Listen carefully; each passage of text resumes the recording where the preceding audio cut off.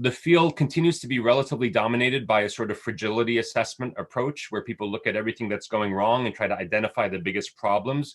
For people who have studied the field of appreciative inquiry, our experience at least is that a more of an appreciative inquiry approach is much more effective. We try to take that hopeful perspective from throughout our engagement in any community, and being hopeful and being naive are two very different things. I had first come across the term appreciative inquiry in a Harvard Business Review article that had nothing to do with justice, peace, and conflict. It was about how you change the culture in your company. And it was the first time I had learned about appreciative inquiry, and it was one of the best articulations of what I had seen our teams around the world doing very effectively, which is an understanding that oftentimes the worst way to change behavior is to punish bad behavior. Doesn't mean that punishment is never wrong, but the most effective way to change behavior is to celebrate, incentivize, amplify every step towards the desired behavior, no matter how incremental that step might be, right? And I see that as a parent. If I yell at my daughter, for the 15th time for not putting her shoes in the bin I got for that specific purpose, she's much less likely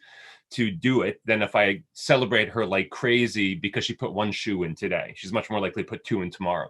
And apply that to engaging in conflict settings, looking for whether it's the positive deviancy where communities are holding together or where that trust exists, even if it's breaking down all around, is one place to look. Asking a different set of questions. If people are divided across racial or political lines, asking, is there anybody across these divides who you trust, with whom you have a positive relationship? Is there anyone in this corrupt government that is actually trying to serve the people?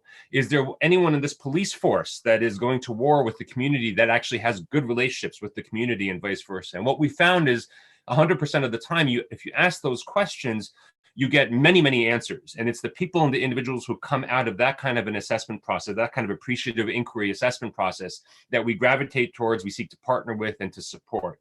If you take a problem-based lens or a fragility assessment lens, even when you come across those people, you tend to dismiss them.